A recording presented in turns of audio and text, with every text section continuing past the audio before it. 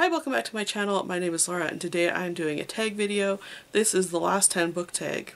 Last 10 books? Last 10 books tag. Whatever. It's one of those things. This was a tag that was created by Mark Nash and I saw it on Bibliofilth's channel, so I'm going to link up both of their channels down below. Please go and check them out, and if you want to do this tag, feel free to do that as well. I don't think I'm going to tag anyone to do this tag, but you know, if you want to, go ahead. So anyway, this is really just talking about the last, there's 10 questions and it's talking about the last whatever in a category. So I'm just going to go through and talk about the books. The first question is really hard for me to answer right out of the gate. I think it's just because I don't know that I have an answer. It is the last book that you did not finish. And I think that this is referring to something you didn't finish but don't plan on finishing. And there's a lot of titles that I start reading and I put down and then I pick up a year later and finish reading. But I have no intention of not finishing reading things. It's just that I unfortunately get distracted partway through and I don't finish them, or I'm not in the mood at the time and I don't want that to inhibit my reading experience, and so I put that down and I'll pick it up later. I have no intention of not finishing any book that I've started reading. If I really am hating something and I know that I'm never going to go back to pick it up, I probably will try and finish it right now so that I don't waste my time or waste, you know, having to go back and doing that, if that makes sense. I don't know that it makes sense, but yeah, I'm not sure that I DNF. Not really. So that's a hard question, so I don't know. But there are a couple titles that I've started that I haven't finished, that I haven't read in a year. Like East of Eden, I got about halfway through, but I still plan on reading it, and I keep meaning to, and it's on my list of things that I need to read. I haven't finished reading Tenant of Wildfell Hall, which I started this year. I made it about halfway through, but I haven't picked it up in 6 months. I keep meaning to, but there's lots of titles that I'd started that I hadn't finished, and I'm just working on getting through those, and I think Tenant of Wildfell Hall is next on my list. I need to read that before I can read something new. And I have a few new things in my collection, so I want to get to them. As far as manga is concerned, there are so many, like it's too numerous to even name. This year I started reading Here in Greenwood. I think it's Here is Greenwood, and I think I made it to about volume 4 or 5, but it's such a slow read. It's not one that really encourages you to pick up the next volume right away, and so I've taken a little break from it. I was enjoying it. I actually was starting to really get into it and enjoy the characters, so I do want to get back to reading it. I just never have finished it. The same thing goes with Death Note. You know, I actually read Death Note probably until about volume 10, I'm assuming, but I never finished the very end because I was reading it as it was releasing. I got kind of bored. I wasn't really interested at the time. There were so many other things I was reading, and I've only started going back to it this year. So I am going to finally finish reading Death Note, which seems kind of like a shame because that's the title that a lot of people get indoctrinated into manga with, and someone who has a huge collection hasn't finished reading it. I just, you know, I'll get there eventually, and I'm not really worried about it. I'll get there eventually. There's so many things to read, it's just hard for me to concentrate on one thing at a time.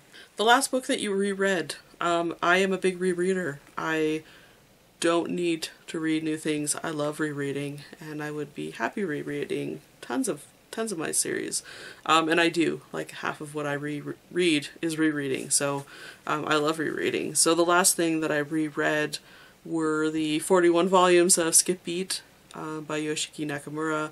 It's a favorite shoujo manga of mine. I just absolutely love it, and volume 41 just really reclaimed how good the series is for me, so I was really happy with it when I came out and I read it and I was just like, this is great, I want to reread this, so I did. The last prose novel that I reread was actually back in January, so it's been a while, and that was Northanger Abbey. I've read a handful of books this year, or prose novels this year, but that's the only reread I've done, which is a little bit weird for me, I think. I definitely want to be reading more prose, but just didn't happen this year. Question number 3 is the last book you bought. So the last kind of prose book I bought. It's a non-fiction title. This is From Impressionism to Anime, Japan is Fantasy and Fan Cult in the Mind of the West by Susan J. Napier, or Napier, I'm not entirely sure. But I have read another book of hers. It was sort of like a history of anime, and it was back in the early 2000s. This one also was written back in the early 2000s, I just wasn't aware of it, and it just happens to be on, or kind of includes some of the crossover. Maybe that's just crossovers with one of my very favorite sort of facts of history, and that happens to be Japanism in art history during kind of more like Impressionist era, just sort of the love of Japanese art, the influence of Japanese art on the artists during Impressionism mostly. So that also is sort of taking into consideration. I think it's sort of where this book starts and then progresses into modern day.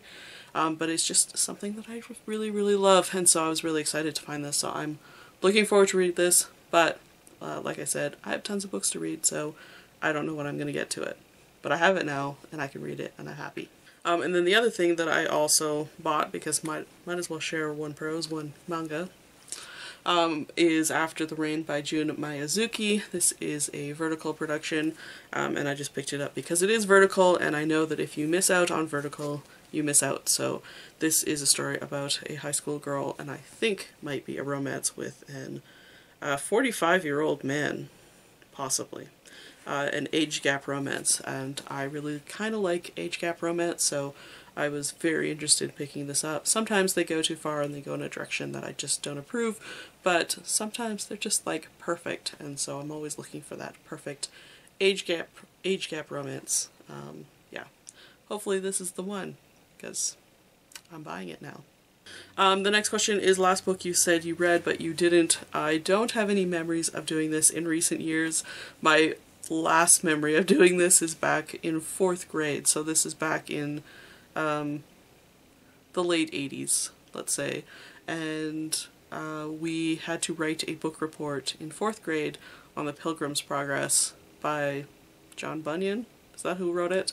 It's an allegorical Christian novel. Basically it stars Pilgrim, and he goes on a journey through all of these tasks, I guess, on the righteous path. So at any rate, we had to write a book report, and I remember I hated reading back then, particularly stories. I really liked reading about things, but I didn't like reading fiction, and you know, for the most part I still really like reading nonfiction, but I was a nonfiction kid, and I remember distinctly, because I got in quite a lot of trouble for my book report, because all I did was I opened up the back of the book, there was a map, and so my book report was, and then he went here, and then he went there, and then he went there, following the map on the back. And I guess it was really obvious that I hadn't read the book. Who knew? Who knew you couldn't fudge it? So that's the last time that I have in my memory. The next question is the last book you wrote in. I have never written in manga. It barely can leave the house. It's fairly well protected in my collection, so no writing in manga. But I have written in books. For the most part, I have always kept to writing with pencil, because pencil at least is archival. And this is the first time that I have highlighted in a book since high school, and certainly the first time I've written in a book in pen since high school, and it happened this year. So I have here the Just So stories by Rudyard Kipling, and it just is because it was I was writing an essay on The Elephant's Child, so you can see here that I have some slight writing in the margins as well as a little bit of highlighting, so that's very exciting. And I just figured that, you know, this is a fairly cheap collection. I'm not too worried about the condition of it, and whether I keep it or not is sort of up in the air, so I may or may not keep this after I'm done this course. But I thought, I'm just going to go in, I'm going to write. I'm going to write, because it felt like the right thing to do. So anyway, that's that.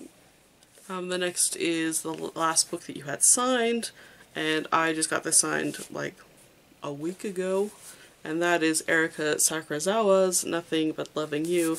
And I saw Erika Sakurazawa in Calgary, and she wrote, oh, kind of on the wrong page, but I didn't even realize.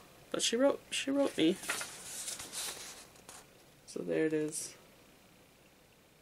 She wrote a little doodle, and then to Laura, thank you, and then her name and XXX. But I read all of her books before going to her talk. This is actually my sister's book, but she signed it for me, and I don't think my sister cared much. I read all of the books that we had in the collection, and there's only 6 that were published in English. We have them all. And this one, as well as Angel, were my 2 favorites, and so my sister got Angel signed, and so I got this one signed. So I really enjoyed this particular title, and I was really excited to meet Erika Sakurazawa and get my book signed. I've had a couple of book signs recently, so I have a few signed books, and maybe I'll do a video about that if anyone's interested. Let me know. The next question is the last book that you lost, and I'm really sad about this, and I still am looking to replace it because I'm kind of annoyed. But I lost Call Me Princess by Tomoko Taniguchi. Now I have Call Me Princess, as you can see, but I lost it in this format. I had a large trade format of it, and I don't know where it went. How do you lose a huge trade format? I never lend my manga. It doesn't go anywhere. I never take it anywhere. How could it be gone? And I think sometime in our move it got lost or misplaced. So yeah, I have no idea where my copy of Call Me Princess in the large trade is, and I really loved that large trade. And I come in here sometimes and I'm just like, maybe it is on the shelf. No, it really is not in here. So it really bugs me that it's missing. But as far as I know, that's the only book that's missing.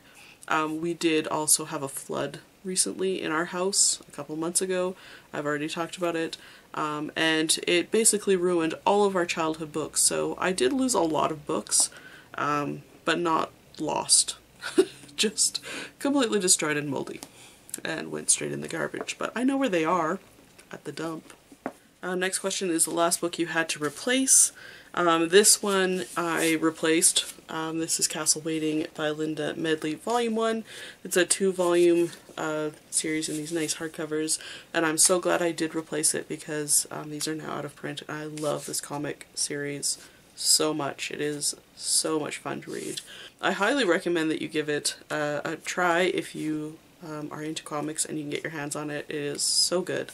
But basically I had lent this to a friend when I had first bought it and read it, and I thought this was really great. And this is a kind of friend who likes to come over and would be like, oh, I want to read that and that and that and that and that. Oh, and do you have movies? Okay, I'm going to borrow that and that and that and that. And then I wouldn't see her for 6+ months. So at that last time I said, you know, I can't lend you everything, you can borrow this one thing. And, or possibly she borrowed some other things too, I can't remember, but I haven't seen her since then, and you know, has my stuff. But I did replace this one title because I really wanted it, and I thought I just can't go through lending everything every time I see this person when I only see her once every 6 months. Like, that's not how my collection works. This is not a lending library. So yeah, I don't lend my stuff anymore, just because I know that I might not get it back, or I won't get it back in good condition. And these things get out of print. I need them to stay in good condition, like that's why I bought them. So yeah, this is a title that I had to replace because I knew I wasn't getting it back. The next question is the last book you had an argument over, which is really weird to me. I can't even imagine what you would argue over with a book. Would you really argue? It doesn't even make sense. Who argues over books? I don't know, not me. And then the last question is the last book that you couldn't get a hold of. So I have actually been looking for this for a long time, and I thought that I had found it, and I was really excited, but it's not what I was looking for. So I do have a copy. This is Picture Stories from the Bible, the New Testament. Now this looks kind of like a little narrow, you know, Bible in its hard, you know, maroon cover. But, you know, when you open it up, it's all comics. And when we were kids, we had a comic book Bible, and it had very similar art to this. I am fairly confident this is not the same, and it certainly was more of a, like, short Bible size with a thick spine. I think it might have been the whole Bible, not just the New Testament. So, like, this is really close. It's the right color, and it has the right kind of era of comic art in it. But it's not what I was looking for. So, I'm still looking for that thing. Unfortunately, we just don't have it anymore. My parents must have gotten rid of it. It's just this, like, really nostalgic thing for me, and I would like to have it. So this one is actually copyright from 1943, so that's kind of fun. It's fun to have. I really do like comics, and yeah, it's delightful. You know, comics from the 1940s. It's in pretty good shape. But yeah, I'm looking forward to. I want that other one, and I don't know how to look for it. I know it was something we had. It at least back to the late 70s, and so it's late 70s or older. It has this maroon color. It looks like a Bible, but it's a comics, and I think it might even have been called the Comic Book Bible. And I have seen ones that it looked like reprints, and it looked like similar art, but they were new. That's not what I want. Yeah, so anyway, I can't get my hands on it. It's just something that's been completely out of reach, and it's hard to search for because I don't know what to call it. But yeah, I'm on a look for it. I really would like to own that thing. But who knows if I'll ever track it down, because it's hard to track down something that you don't know how to describe it. So that's it. That's my 10 lost books tag. Or just the 10 lost books. I hope you found that interesting. Let me know what title you've had a hard time getting a hold of. I'd really be interested in. Yeah, because it's an interesting part about being a collector. Like, this isn't really part of my collection. I collect manga, but it is one of those things that I look for, and it's an interesting part about being a collector because you're always sort of on the hunt for a particular thing.